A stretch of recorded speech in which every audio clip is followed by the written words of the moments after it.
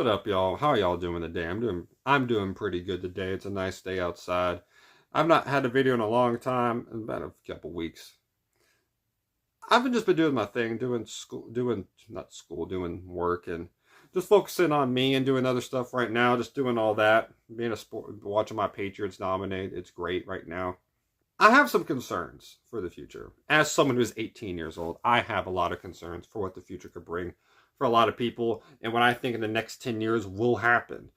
I believe all of these things will happen. I'm not sure if it's the next 10 years specifically. The first first four things I will mention, I believe will happen in the next 10 years.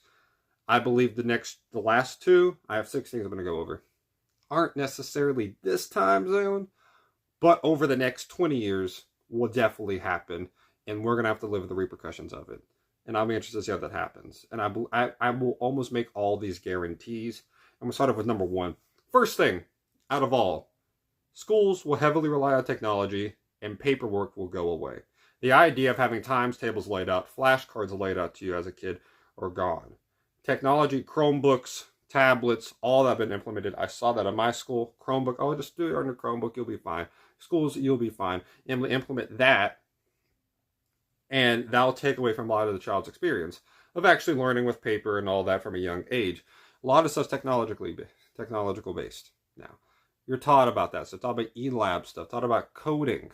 Coding's not going to be a thing anymore because of AI. So you're pretty much giving them a lot of useless stuff to say they're learning something different other than actual school curriculum, which is still a part of the school curriculum, which you will not need by the time you're 18. No one does coding that's important. Coding is going to be gone in 5 years because of AI anyways. What they don't teach is plumbing. They don't teach trades opportunities. They don't treat all that carpenting. They don't treat electrical stuff. They don't give you a lot of opportunities of that. They don't treat you how to do stocks continuously. It's funny seeing how people, especially in the South compared to people in the West, like California, Oregon, Washington, all that, Utah, that come over to Tennessee, talk about how stocks work, how the economy works, how everything in that situation works. They understand it a lot more than the people in the South do. It's not taught around here. We still have a lot of old people views that are not taught. And a lot of Western people are a lot forward on the ideas of how stocks can help to benefit you, how your 401k can help you out. And my dad helps me out with stuff like that. But a lot of people don't. He doesn't know as much as everyone else does in California who come over here and describe it well. And they financially can benefit down here because they have ideas and they understand the layout of stuff. And they can afford to take it over here because they get paid minimum about 15, 17 an hour. While in the South, you can get paid 9 an hour. And that's not frowned upon, 10 an hour. And no one questions it. Up in Washington, they're pushing a thing. I think Washington, Oregon, that the minimum is going to be up to $17, $18 down here. You can get paid 12 and you'd be smiling about it. Like that, I think that's a big problem. I think economy-wise, that's a big problem. I think there's a lot of things behind that.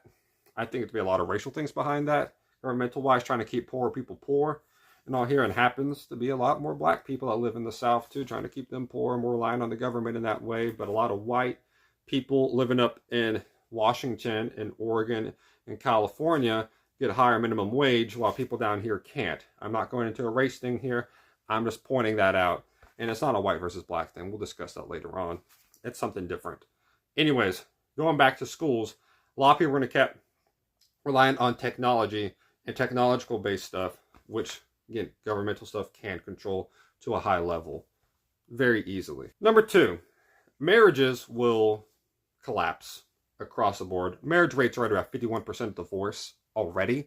Like that's before social media has made it implement a lot of other people's lives. And a lot of people who are married currently are older, 65, 50 plus year old people who did not have the chance of technological base when you get married, or having social media when you get married. Like if you're born 1975, YouTube became a thing in 2006. You were 31 by that point. Like you probably had an idea of who you were going to marry in your future career right there before social media became even a possibility of a thing.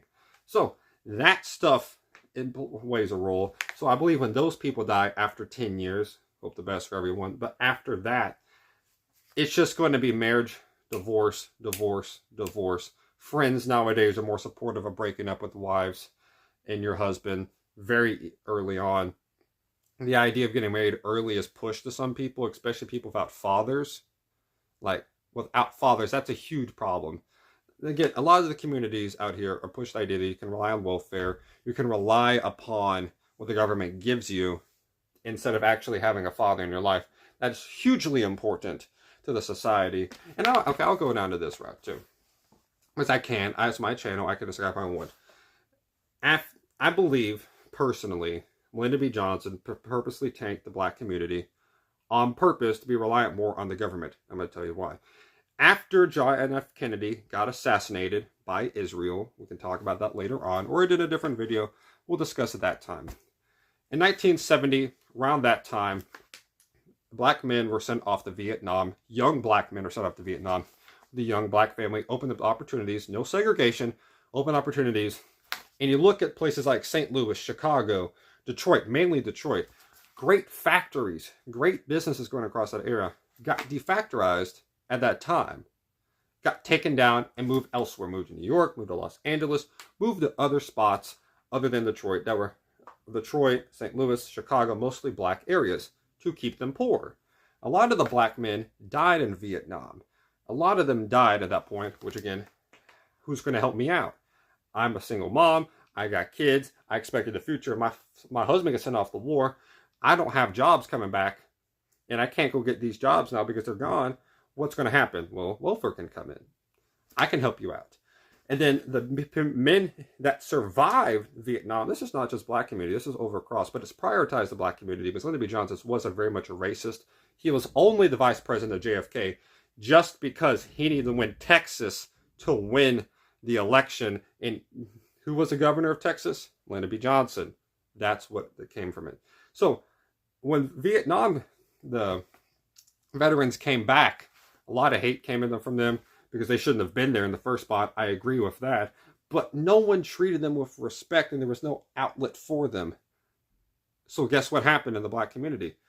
Lyndon B. Johnson and them sent drugs into the black community as a relief. You talk about cocaine, crack, marijuana, weed, all the psychedelic stuff that help comfort you in a situation like this. Exploit them in a way. Guess what happened then? Okay, those things are now illegal. We're going to send you to jail now. That's going to happen. So a lot of young men come back home, have trauma and traumatic experiences from being down in Vietnam of what happened, come back home, use these drugs as psychedelics to help them out, to comfort them, get sent to jail just because of this.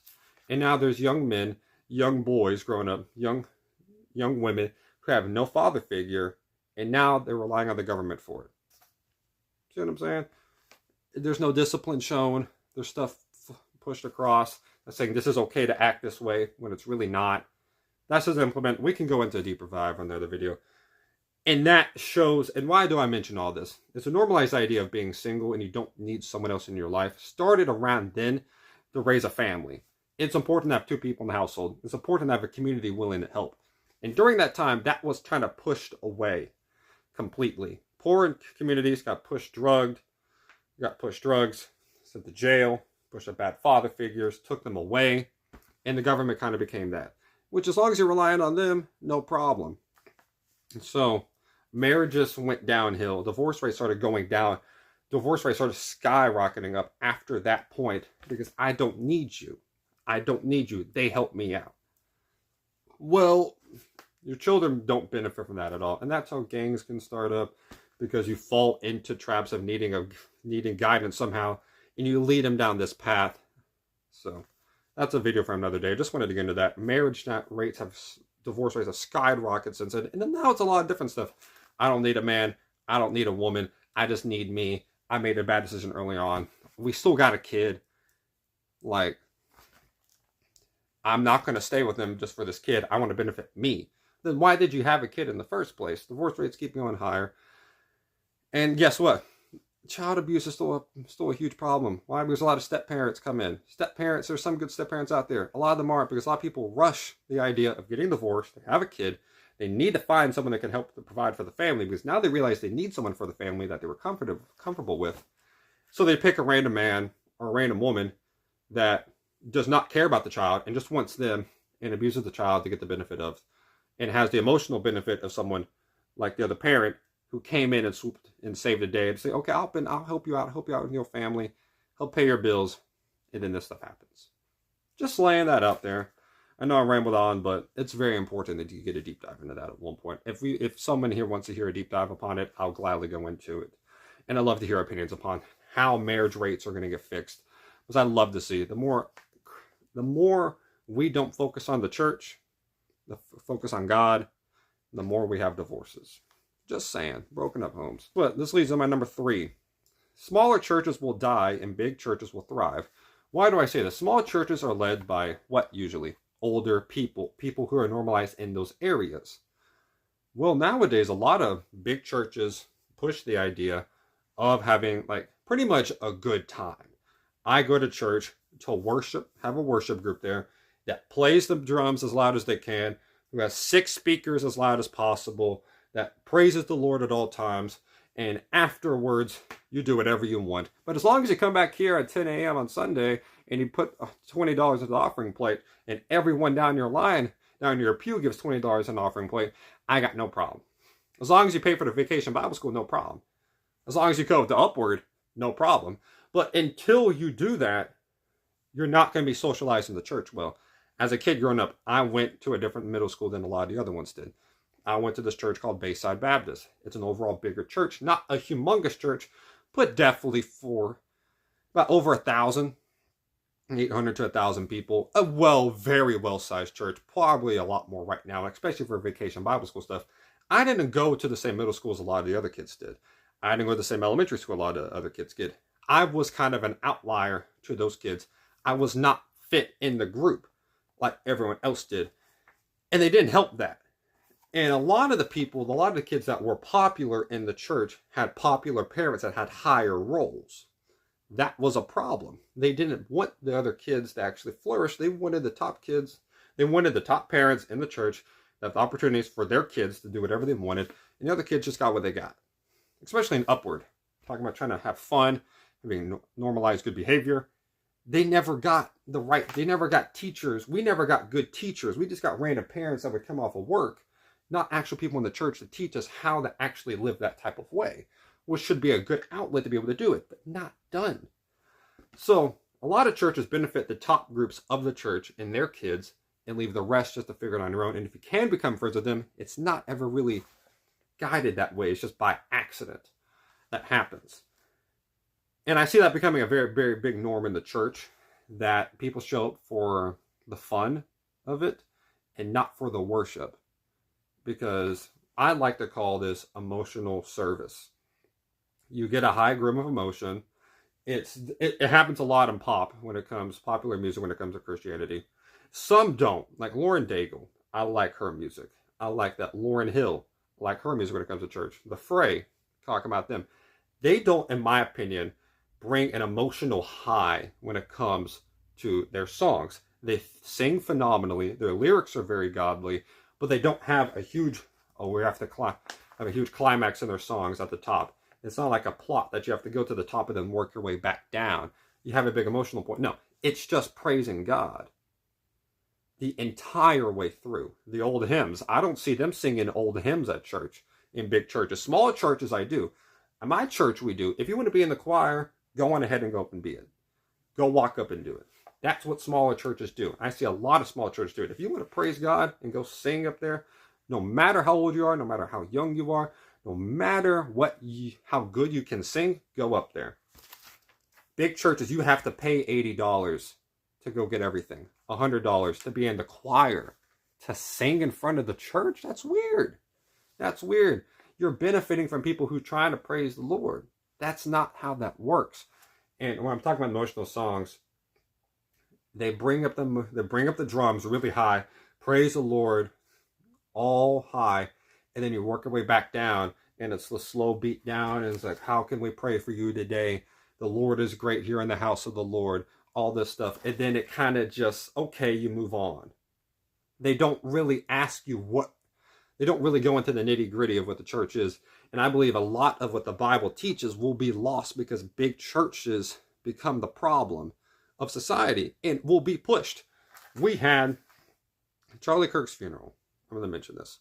We had politicians go up there and say they praise God and the Christ followers forever. Forever.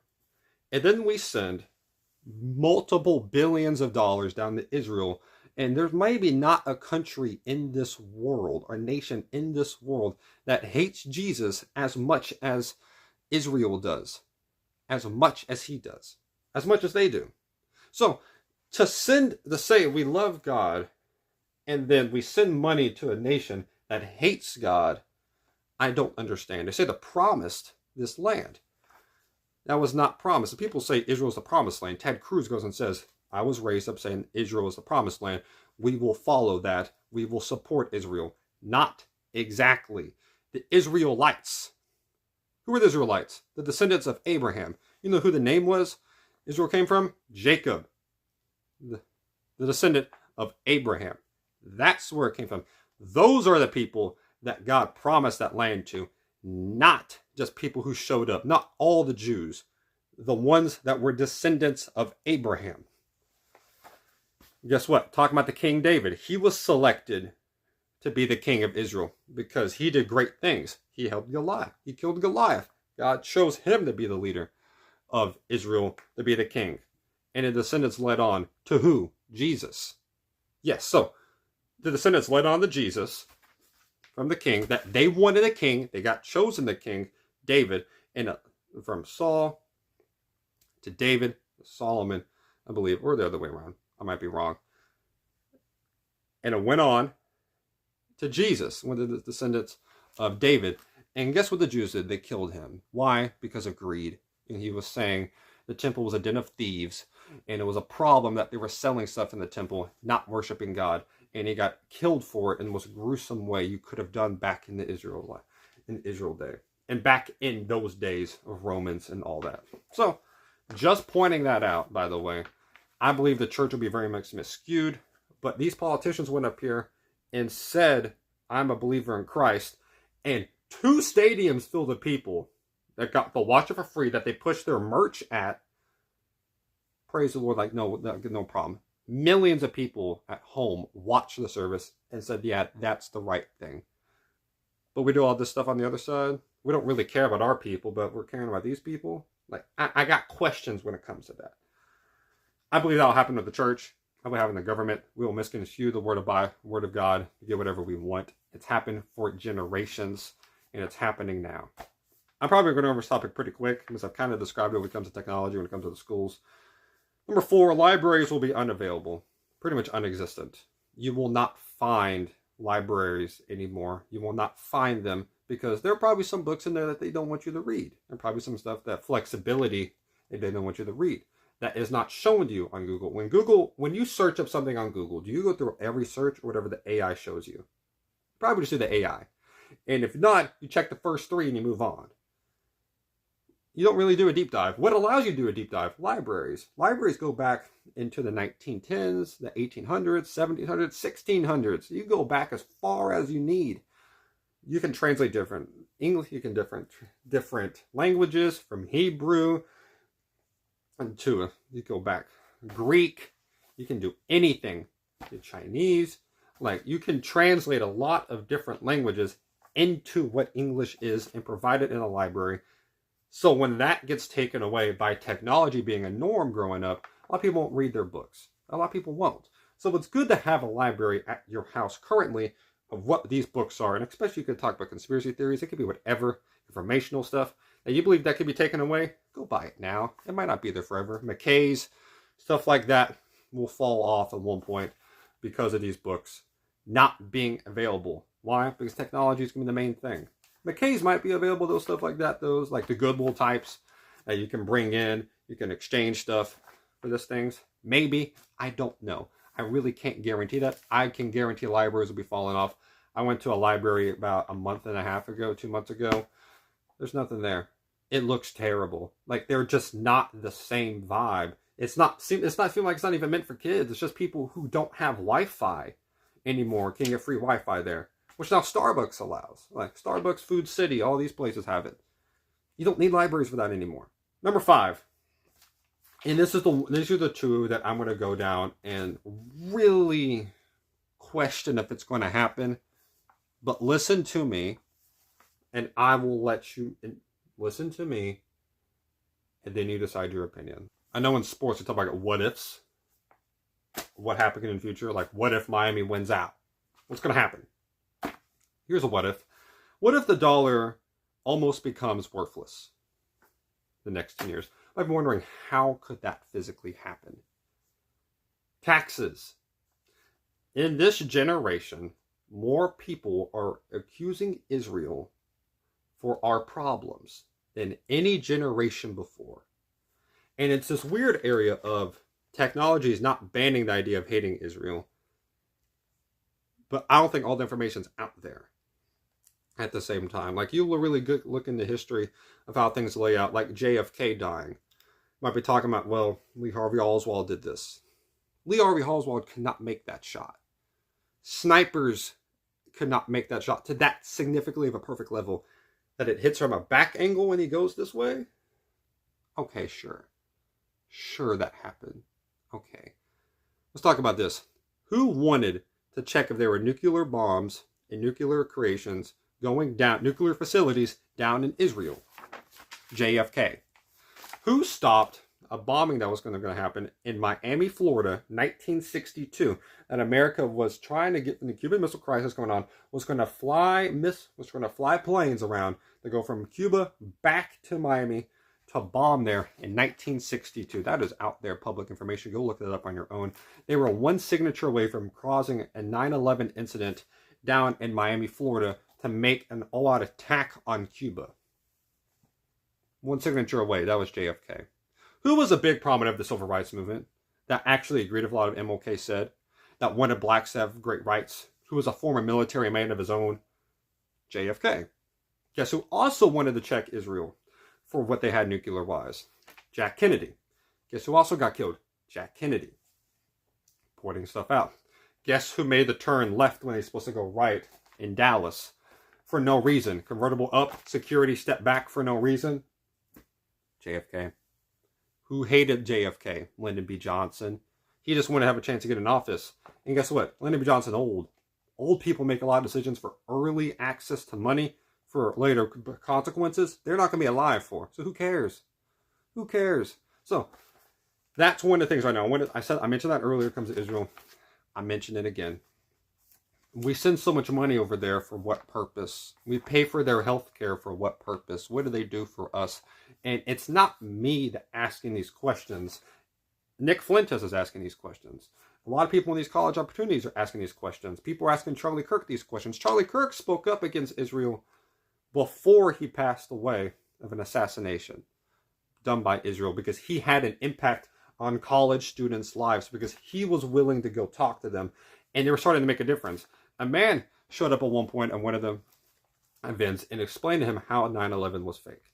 Not fake, planned by Israeli government. And after that, you could kind of see the fall of what Charlie Kirk thought, and started to question more of Israel. And then he made trips down there, and he was talking about there being a civil war pretty much happening down there because of what Netanyahu is doing. Trying to change the judicial system. Trying to change all that. Trying to change the government completely. And he got assassinated.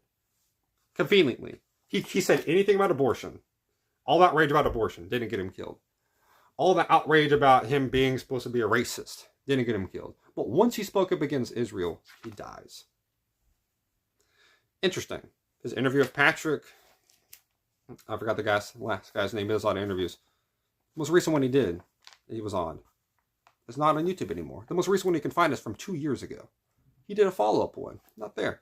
Nick Flintus, when he showed up on that same podcast. The Patrick, I forget the guy's last name. You know what I'm talking about. Hopefully. Look at Patrick Podcaster. It's the first thing that'll show up.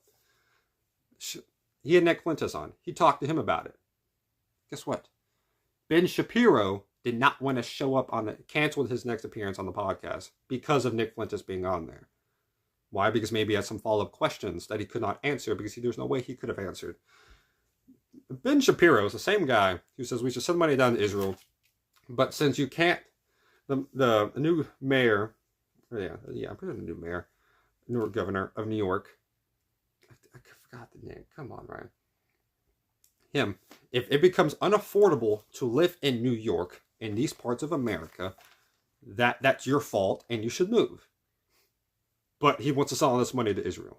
Also, he's Jewish, by the way. You know, else all these Meta, it's going to call it by Jews, like all the Google, YouTube, all this stuff, Disney, all this stuff controlled by Jews. Like, it's weird that out of a nation filled of opportunity and land and everything, the land of the free, Jews control everything. Jewish people control everything. Just questioning. And it's weird how the stuff is skewed for white versus black to be the problem. I went to a minority school. We don't hate each other. We don't. We don't. We don't. It's pretty simple. Blacks don't hate whites. Whites don't hate blacks. If you look at Fox News and look at what Gutfield says, he might say racism is a huge problem and how Trump is the king of all. Gutfield also gets paid a crap ton of money to say that BS just to please the minor people that actually listen to his stuff. Jesse Waters, the same thing. It's weird watching people talk about this stuff like that's normal. Like, it's not. Racism is not a humongous problem in this country. It's really not. We make it a big deal. One thing happens and we push it to hell. We push it down to the earth like it's a huge problem. It's really not. Racism is not a big deal. Problem is foster care is a big problem, but we focus on abortion more. About we talk about the kids that are alive. No matter what you say about if it's a baby or not, that is your opinion. But I've never once heard them ask something about foster care in a presidential debate. Okay, I know we've been talking about abortion forever, and that is an important topic to talk about. I'm not saying it's not.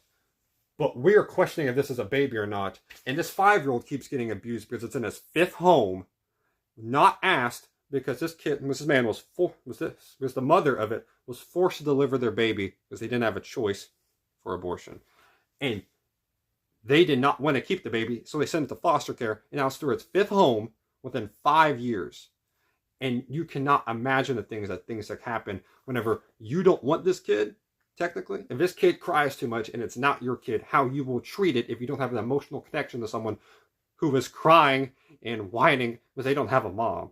They don't have a dad. They don't have that. And you're supposed to be that figure for them. But since you don't have the emotional connection, you'll treat them however you want.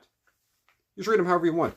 The amount of foster care kids I have seen go through that have traumatic experiences that do not act okay because no one gave a damn to care.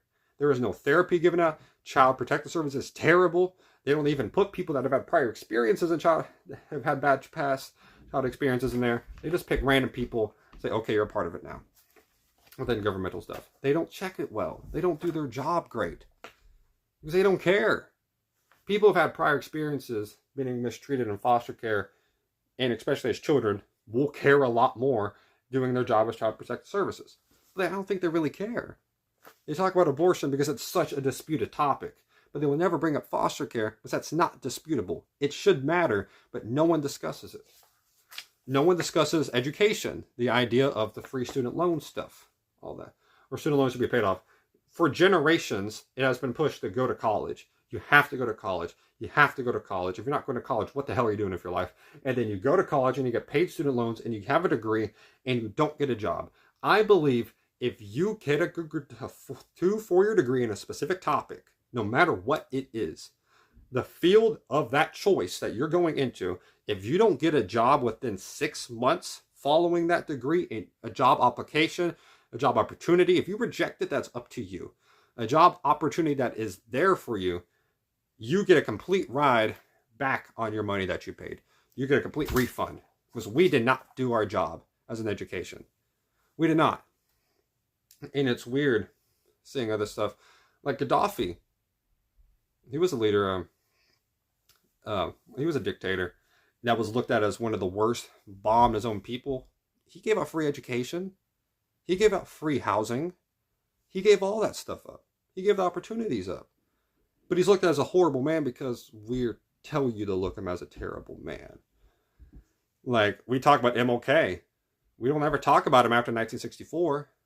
We talk about, he went out to Jamaica at one point, had some talks there, and changed his viewpoint of how he looked at things. It came back talking a lot more like Malcolm X was, talking about we need housing, we need stuff, we need communities, we need good found communities together, to work together. And it's called the breadbasket movement. He was going to go up to Washington with poor people from poor areas, especially in Memphis and these areas, predominantly black, and say, we need housing. We are not going to leave until we get housing and a job so we can afford the housing. And they assassinated him before it could happen because it made the economic state of America look terrible. Because people listen to MLK. So stuff can happen. Stuff can happen all the time. But like, I just don't see the dollar meaning anything. I know I went off of that. Talking about getting taxed to hell. These things I mentioned there, I know it comes a long way across, I mentioned. Is some of the minor things getting brought up in society nowadays that were not brought up in textbooks, that were not brought up in general. Talking about how Nazis were ran, and that Nazi Germany was ran is not talked about. We do not get told that Jesse Owens was treated better in 1936 in the Berlin Olympics, in the peak of what Nazism was supposed to be, than he was in America. He was treated better in Germany in 1936 than he was in it was supposed to be a post-racial time in America. Was there racism? Duh. But it was supposed to be as bad. Nazis treated him better. An Olympic gold medalist who beat Germans in the race were treated better in Germany than he was in his own nation. But we're not taught that. We're not taught that. We're not supposed to know. So, I see a lot of this stuff. And again, that's why libraries are going to go away. These research is going to go away. I personally believe the dollar will become almost worthless because people will get taxed to the point that they can physically not afford it. And they will have, not because of choice, they will have to rely upon their neighbor for help. And this will lead to my number 6. A revolt will be tried and fail miserably. I believe there will become a point that everyone will be about the same social status. And the rich will become a little bit too rich. And it'll become too thin at the top. And everyone here will be like, oh my gosh, I have worked 9 to 5s. I've worked 40 hours a week. I've tried to sustain for my family. I've tried all these things. And I still can't pay taxes. I still can't pay for all this stuff. I still can't do all these extra things. And now I'm going to be sent to jail because I can't pay my taxes. I can't pay for my rent. I can't pay for all this extra stuff. That is a possibility. And we look across the neighborhood and you're like, you're in the same boat. You're in the same boat. You're in the same boat. We're all the same right now. Like, I could have been making 6 figures. If I can't afford my house and you make $20,000 and you can't afford your house, and they're coming for you because you can't pay your taxes, and they're coming to me because I can't pay my taxes, what really matters how much you've made? We're all humans. We have a sensitive side. And if you don't want to have a sensitive side, what's wrong with you? It's okay to have a sensitive side. It's okay to be emotional. Just learn how to control it. And it's going to take a while, but learn to control it earlier on because it will help you later on. That's my opinion. And I believe this will lead to an opportunity of not necessarily revolt, but standing our ground. And it could be a revolt. Because I think an accumulation of this will be a revolt. The idea that people will come together and say, I can't afford my taxes. They're going to come for my house. They're coming for your house. They're coming for their house. I'm not going anywhere. Come get me. Come get me. Come get me. I'm not moving. I got my guns. They got theirs. I know my neighborhood better than they know yours. Then they know your neighborhood. I know the bushes you can't see from. I know the trees you can't see behind. I know the cars that you can't see from. I know the windows from this person's house that they can see what I'm seeing, but they can't see you. I know this. You don't know that. So I'm going to use it to my advantage and to hurt you. I think that's what's going to happen. And they're going to try the revolt, and it's going to work earlier on. And they're going to have a lot of confidence to other cities that it's going to work. And the government's going to do this. Okay, I'm not going to go after your taxes anymore. I'm going to sit back you're going to have to live this way, right? What I'm going to do is I'm going to pull the foods off all these taxes I'm sending, right? Well, you're not paying. You know the production we're coming in, the shipments we're getting in, the electrical stuff that we're getting shipped in, the food stuff we're getting shipped in, the extra water we're getting stuff shipped in, the drinks that you rely upon, the food stamps you rely upon. We're not sending those anymore. We're not sending those anymore. Okay. The hospitals, they're closing. Okay. All the stuff, they're going to close. Because Israel's going to still get their money. We're going to close all these. We're going to stop fixing the roads. Okay. Gather your own stuff. Gather your own things. Go get it. Go get it your own. And guess what? Americans don't know how to live without needs of the government. We don't know how to survive. Most people don't even know how to change a tire. Most people don't know how to fix their own, don't even know how to kill an animal and clean it and be able to make it that way and make it edible. A lot of people don't. That's when a nation has to come together separately and teach people these problems. But if more stuff comes technological wise, then this stuff won't be happening. The idea of this stuff being taught won't happen. A lot of problems are going to come from this.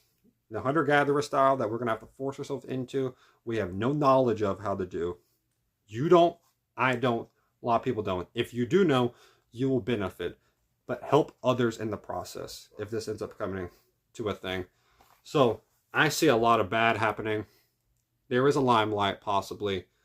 I believe there's a huge unification coming in with the poor because there's going to be so many people just realizing, I can't afford life.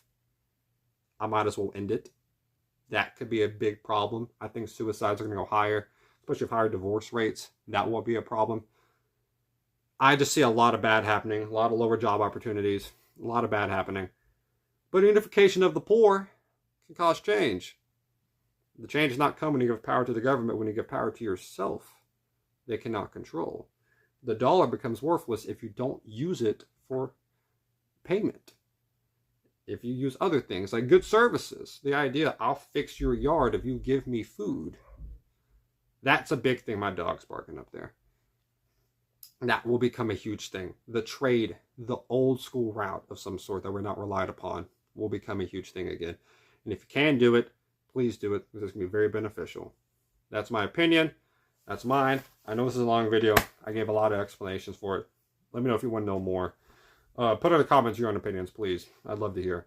Hope you have a great day, y'all. Stay safe. And remember, God bless y'all. Don't be worried, man. Stuff happens. Life's going to happen. I'm 18. You're probably older than me. You probably got less stuff to deal with than I do later on. Follow God. Man. If Moses can follow God, you can too. Job can follow God, you can too. If Paul can follow God, you can too.